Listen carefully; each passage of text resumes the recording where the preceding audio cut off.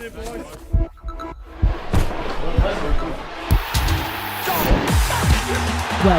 to the show that has it all.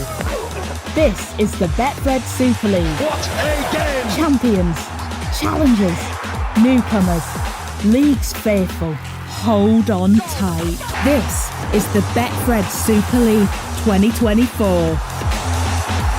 There's nothing like league. Yeah.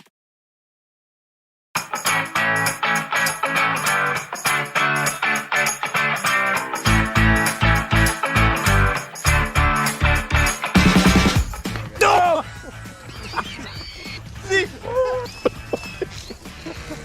Got me here. It took a big chunk out of me. Bleeding. It's bleeding. Oh no, it's bleeding. The thing just ripped my ear off. What do you think?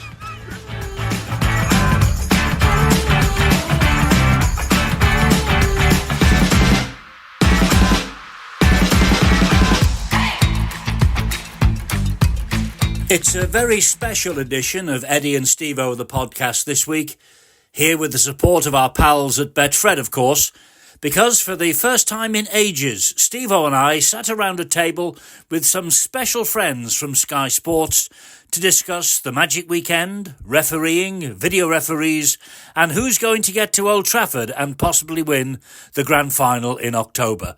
It was lots of fun. I hope you enjoy the next half hour or so. Stevo, this is a special day because for the first time now in 8 years, we've got all the originals around this table and two interlopers.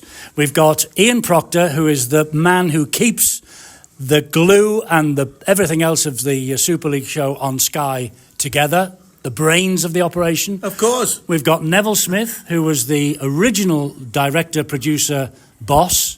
And he's got brains too. And we've got Mark Smith as well. There's you and me. What's Mark Smith do? Do you know, I've often wondered that. And I worked with him for around about 25 years. As little as possible. We'll find out. Are you sure? You will find out. And we also have the legends that are Barry and Terry with us as well. The two men they had to employ to take over from you, old boy. Is that right? Yes, definitely. Well, that come as a big shock to me. Now, on a serious note, it's lovely to get together. As you say, I've been retired for 7 years. 8. Is it 8? See, I even struggled then. Never mind now. Let's talk to Neville instead. Nev, great to see you. You too. What, I really dread to ask this, but what are you up to these days? Not a lot.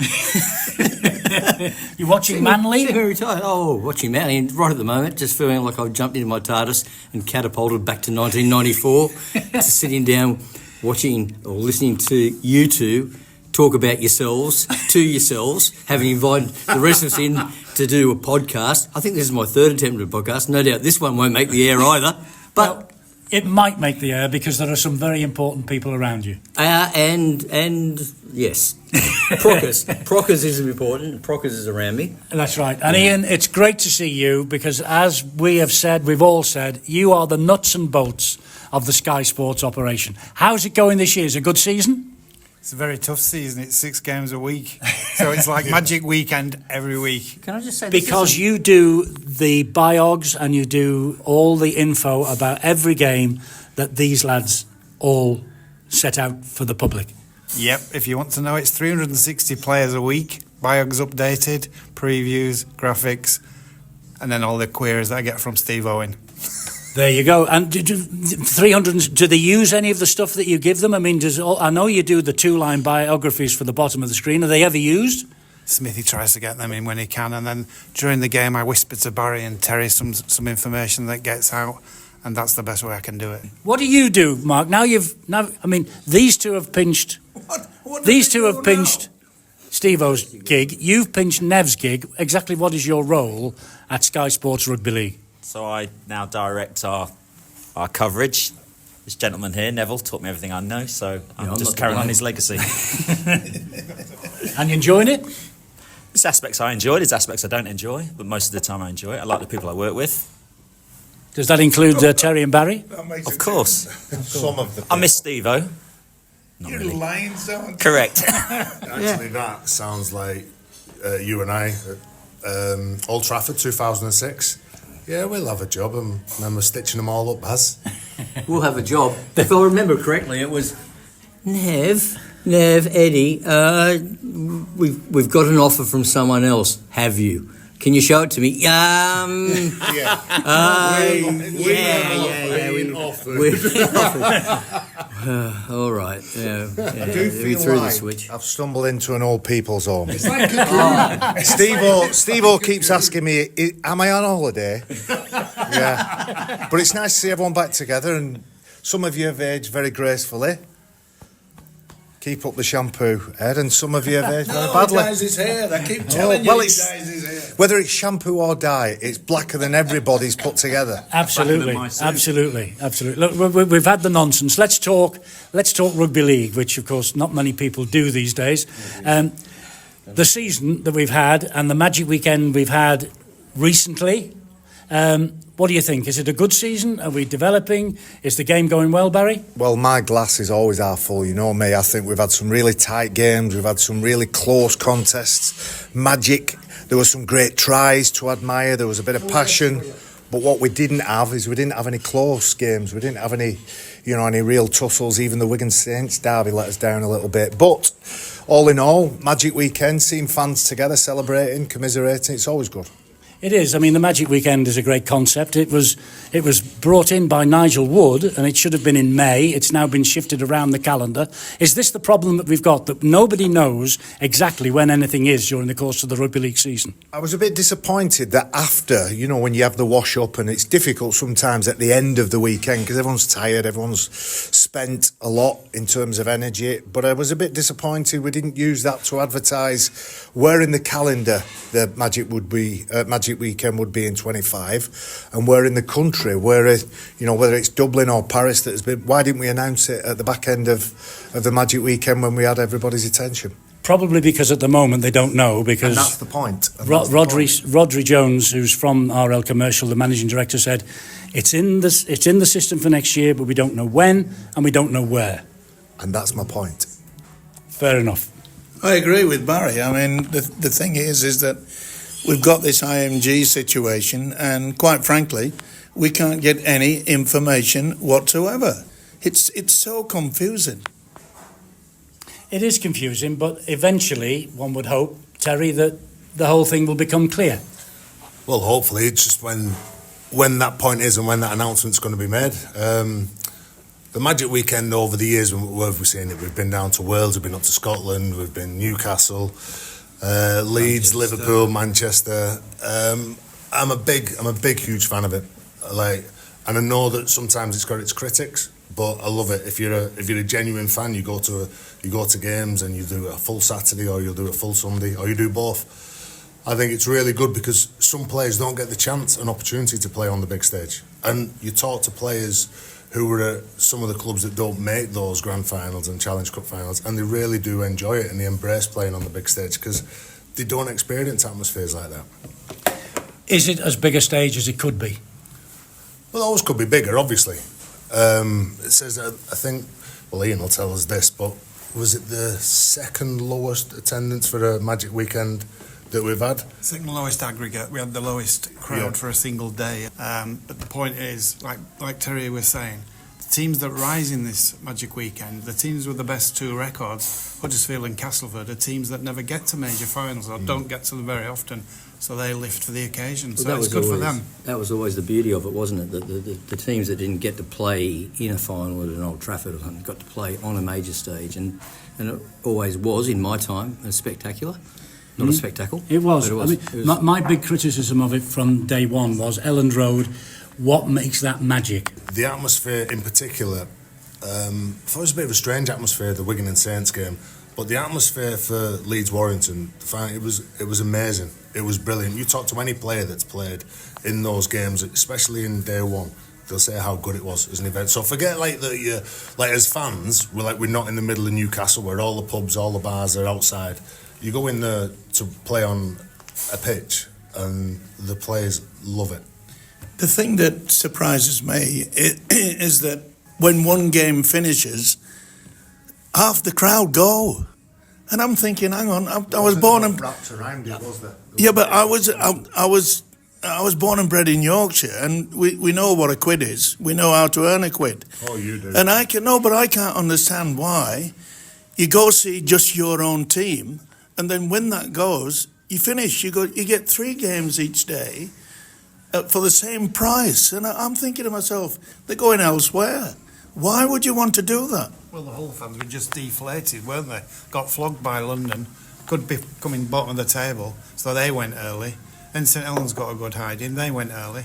Then it was left, like you say, to Leeds and Warrington to lift the crowd. Leeds were playing virtually at home, Warrington going for top of the table, so that was like a final. So that was an atmosphere that could be related to. Ian, you have got more experience of rugby league than just about anyone around this table. How do you now look at the game and think, how's it going? Is it in good shape? Are we going to get a new name on the grand final trophy at the end of the season? What do you think? Well, 3 of the top 3 teams, 2 of them could be new winners, and I think most neutrals will be hoping it's Hull KR Warrington grand final. Then we'll definitely get a new winner. We haven't had a new winner for 20 years. Leeds were the last new name to go on that trophy 20 years ago. I think everybody's just praying for a new team on that trophy. Is that because the 4 teams that were there, and Bradford is the other one, but Leeds, Saints and Wigan, is that because they have the most money and the most support in the game? Or what is the reason that we've only ever had 4 winners of a grand final? I think they have the money and the status, but they also have the development programmes. Leeds, Wigan, Saints bring the kids through. They can top the players with good signings, but basically it's the development of the juniors that puts them ahead of the field. I think Warrington are catching up a bit now.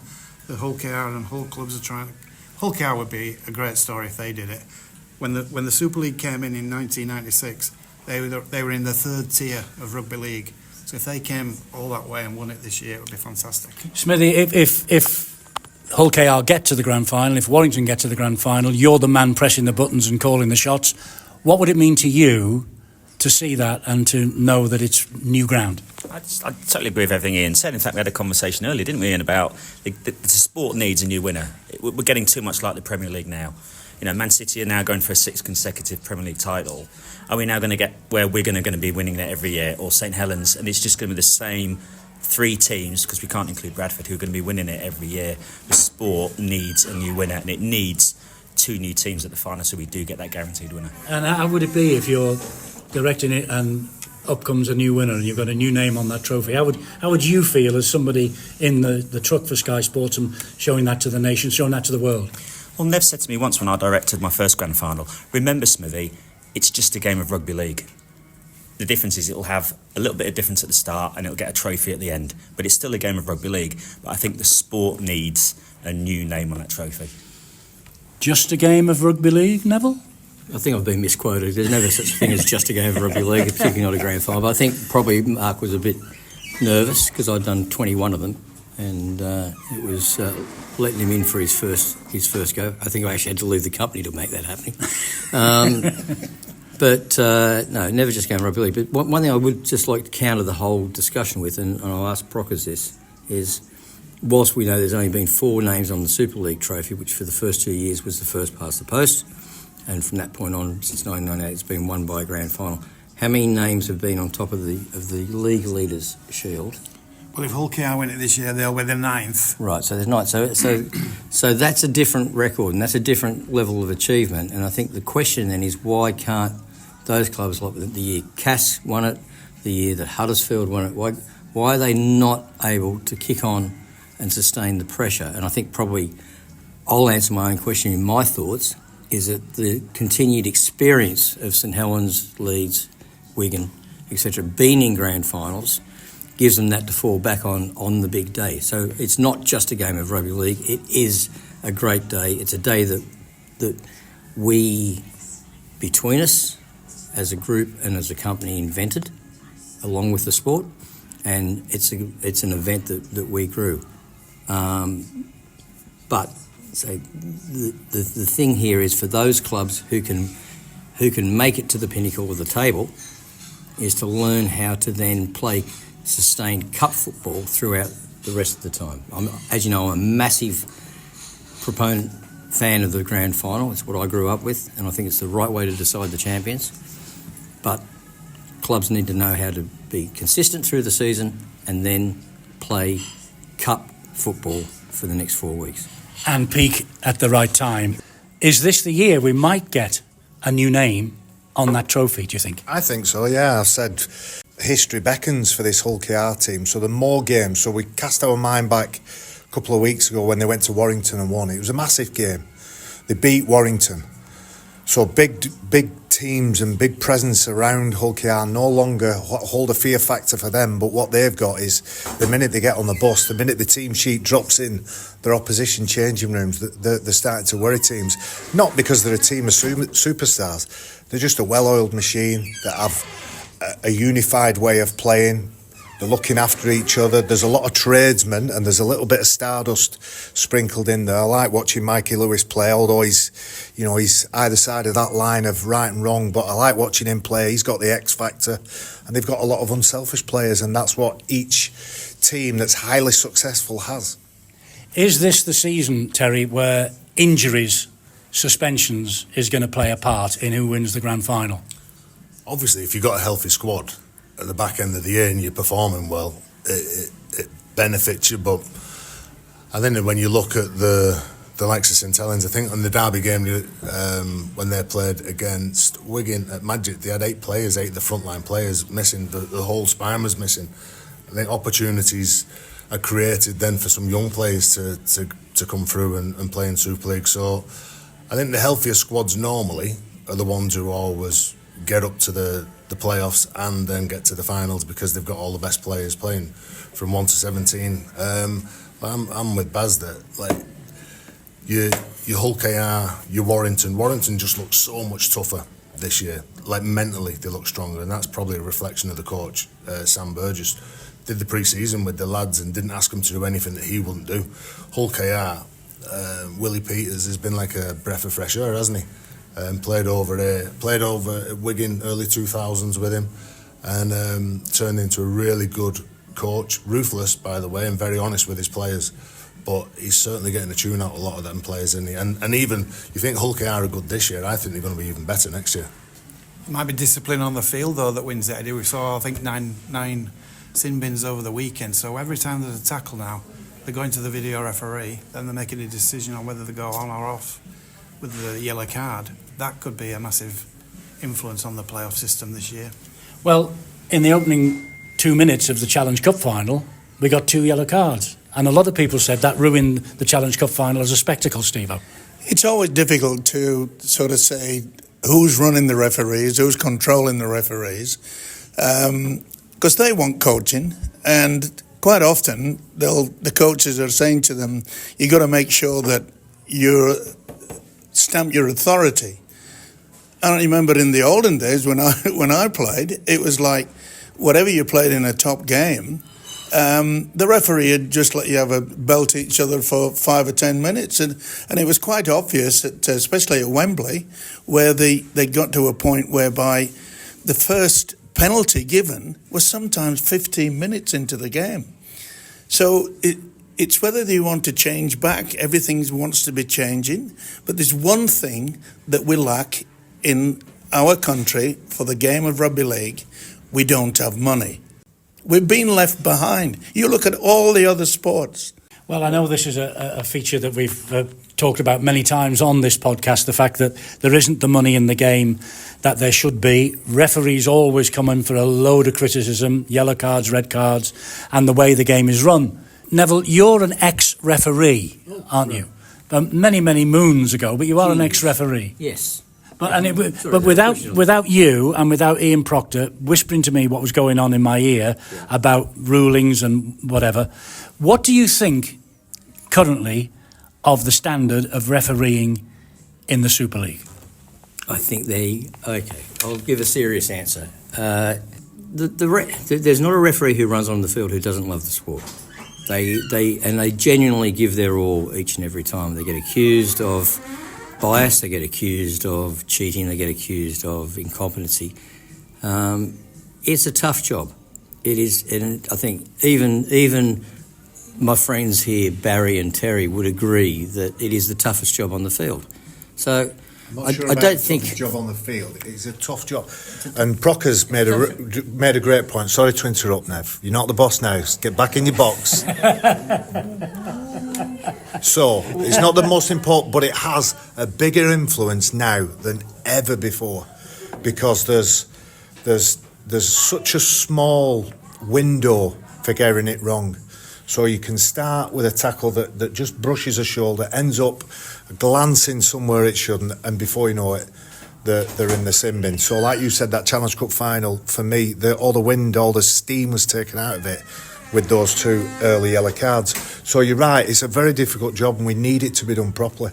So my question to you is, how do we make it so that it is done properly? What's the answer to that one? Well, the answer to that one is the same as it is to Stevo's question about improving the standards of play and attracting more sponsorship. It's investment. But the question is... Investment what? It's Pay them more money? Investment in the training, investment in the development. But it's like the sports, and rugby league is not the only sport that is suffering from economic downturns, from the fact that rights money really is being soaked up primarily by Premier League in this country, NFL in America. Other sports do not get as much of a look at the pot as those sports do, and that is as simple as that. Yeah. So until you can get to that level, or you scale back on other areas, as you want to improve the standards of the referees, you have to degrade the standards elsewhere. If there is only a certain amount of money in the pot to spend, that's the simple choices of the administrators. Where do we spend it? So if you're telling me that the referees standards have dropped, and to be honest, I don't buy that, because that's exactly what I've been hearing for the last 35 years. Standards, maybe the way that they are being, for me, I look at the way that the small, narrow lines that the game is played. I think the referees are being asked to referee within those lines, so the job is difficult. I'm sure. Well, isn't that because of the insurance problem that the game is facing? There's litigation. There's even more scrutiny now than there used to be with the television coverage. It's almost an unanswerable question. I hear it through every sport as well. Again, there's not a sport that exalts its referees and its umpires. But Eddie's right. We can't play the game without them. We can't referee the game. You did. Well, I listen to them most of the time, because... But it was only guidelines, Barry. It's always guidelines, Eddie. bit like at home. Before the final whistle than anybody that I know. He wanted to make sure that the hot money hadn't run out in the clubs that were struggling for cash. Smithy, you are the man in the director's chair. The video referee becomes very, very important these days. I mean, they do their best not to make it go on and on and on. But is the video referee working? It's a good question, Eddie. It's come under a lot of scrutiny, I think, this year and previous years for the amount of time it's taken to make the decision. But the game is having... I think the game is going longer now because of the amount of stoppages where like Barry said, every single tackle is getting looked at. And he's getting scrutinised, and conversations between the video referee and referee are happening virtually after every tackle, you'd think. And the game stops, and fans are getting frustrated with it. I don't know. It's difficult, isn't it? What's your view, Eddie? Because you're posing these questions. Yeah. What's your view now as an independent observer of the game, not an employee of the company who invest in it?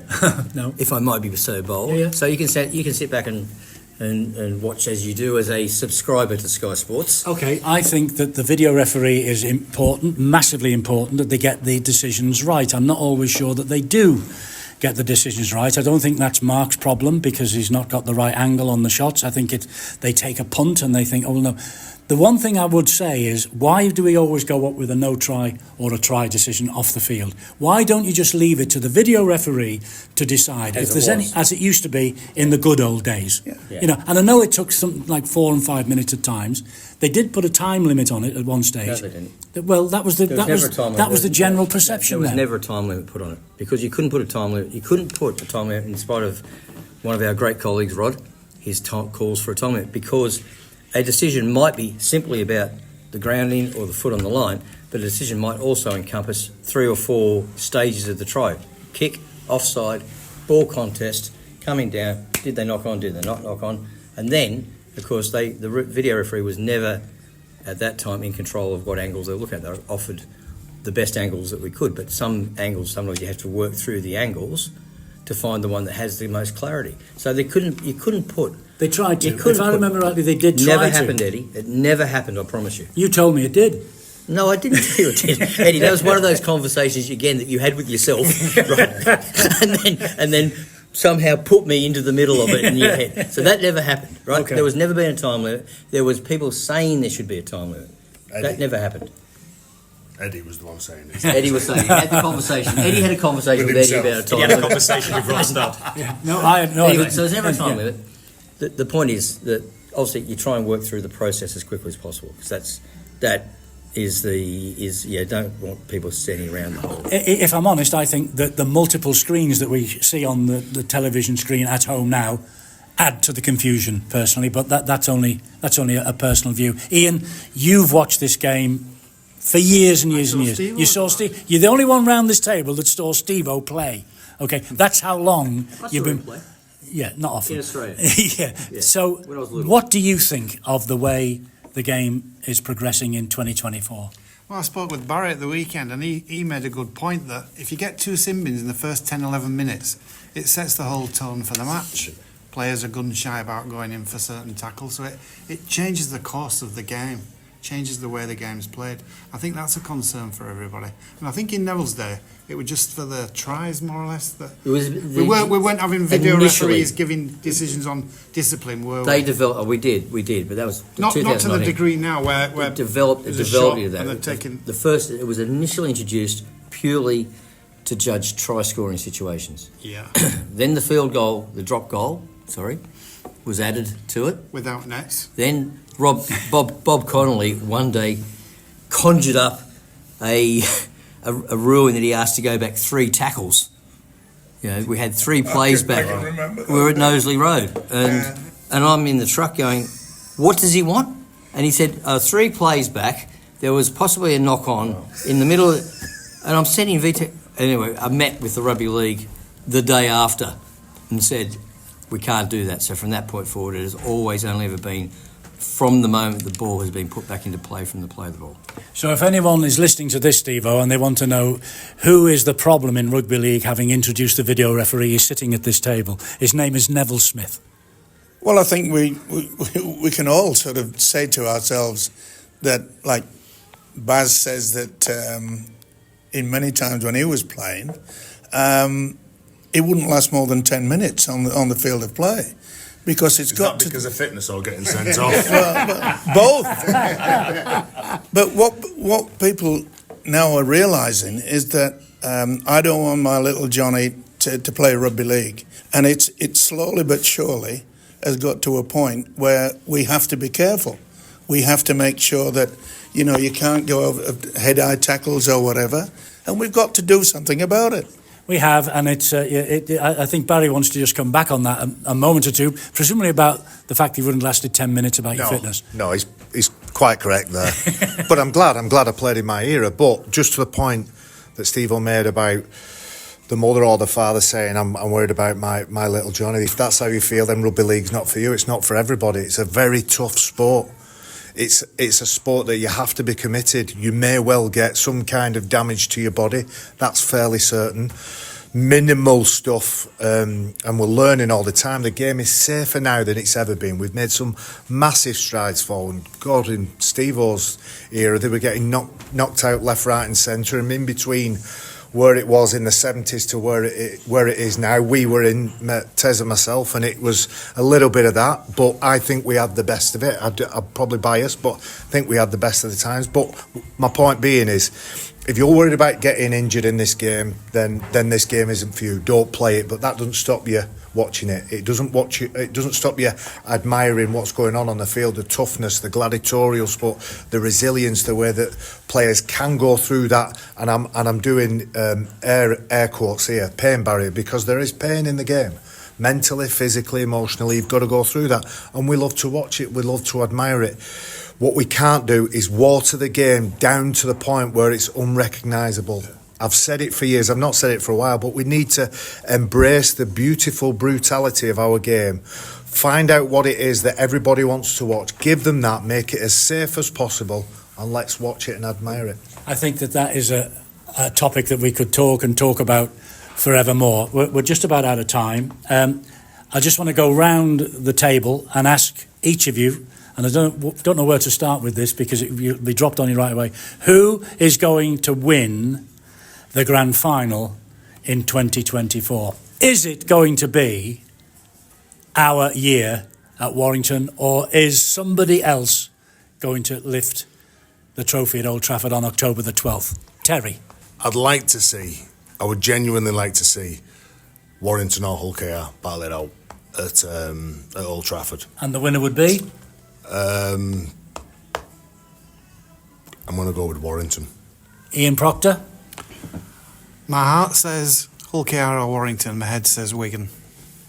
Neville Smith? I think... Not Manly, by the way. Melbourne are most likely to take it away. I think Penrith are a good chance to have their fourth, but Manly are probably just hovering on the outside. If you're talking about the grand final. Here, I think Rugby League will be the winner, as always. And you wouldn't like to put you wouldn't like to put a name on it? I'll throw Warrington into the mix just to keep you happy. And to see, I think they're a club that deserves the success. Well, Sam Burgess most certainly is. Mark Smith? Hull KR or Warrington, I hope. And the winner is? Either. See, he's always sat on the fence all his life. Barry?